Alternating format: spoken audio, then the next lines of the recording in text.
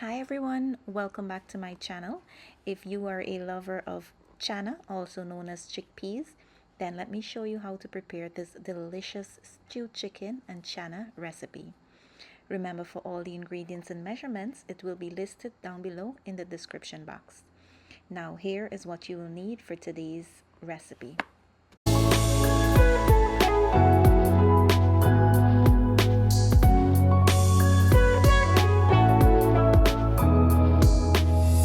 Here are the ingredients you will need to put that recipe together.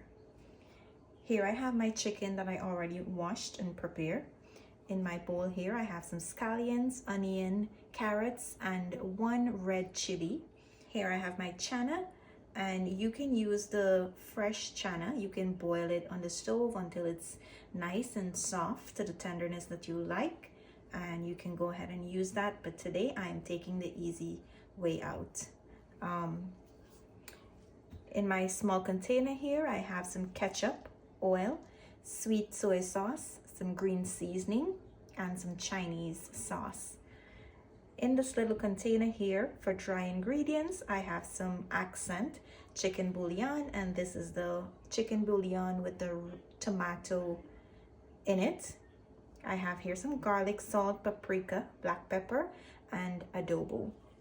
Now, to get started, I'm going to clear my counter and I'll show you the next step. Now, to a small bowl, you're going to combine all your dry ingredients together here. And now you want to mix them all together. Now, to my chicken, I'm going to go in with half of my dry ingredients here. You want to just eyeball about half of it and just drop it in there. I'm also going to go in with my green seasoning here, my ketchup, my sweet soy sauce, and my Chinese sauce. And now we're gonna mix this all together, allowing all the ingredients to combine evenly. And once everything is nicely mixed in and the chicken is nicely seasoned, you are going to place this on the side and we are going to head over to the stove.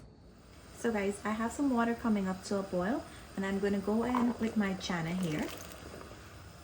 Now you want to let your chana come up to a boil, and the reason I'm boiling my chana is because I want to take out any of the chemical that the chana was preserved in. Now after boiling your chana, you won't even tell that it's chana from a can. That is one of the reasons I like to just boil it for a few minutes and get out any of that preservative in the chana. So after about 3 minutes of boiling my chana, I'm going to strain this and I'll come back and show you guys the next step. Now to my pan, I'm going to go in with some oil here. Allow your oil to come up to a nice hot temperature, then go in with your chicken here.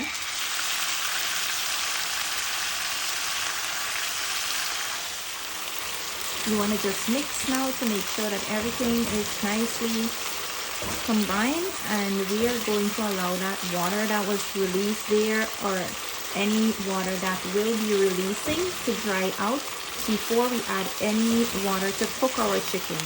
Sometimes I may not even need to add any water in there to cook my chicken, depending on how much water the chicken release. Sometimes I don't have to add any water. And they're not very big pieces. They're very small pieces, so they'll cook fast. Now just allow this to cook down and I will come back and show you guys the next step. So guys, my water dry out really fast and I still think my chicken needs some more cooking time. So I'm going to add in about half cup of water here. Now you want to stir this again here and allow the water that you add in to dry back out. You want to see just the oil in the pan. So guys, after the water dries out and you notice the chicken starting to look nice and brown, it's time to add in our veggies now. You want to go in with all the ingredients you have here. And we're going to mix this up. We want the veggies to soften up a bit. We don't want them to be overcooked. We just want them to be softened. Of course, if you like your veggies to be fully cooked, you can go ahead and leave it a little bit longer than I will be leaving mine. And I like a lot of onions in my stewed chicken and chana. So if you prefer to use less, you can go right ahead. It's not a big deal. It won't change the recipe or the taste in any way. So now that my veggie is nice and softened, I'm gonna go in here with my chana and the other half of dry ingredients that we kept on the side.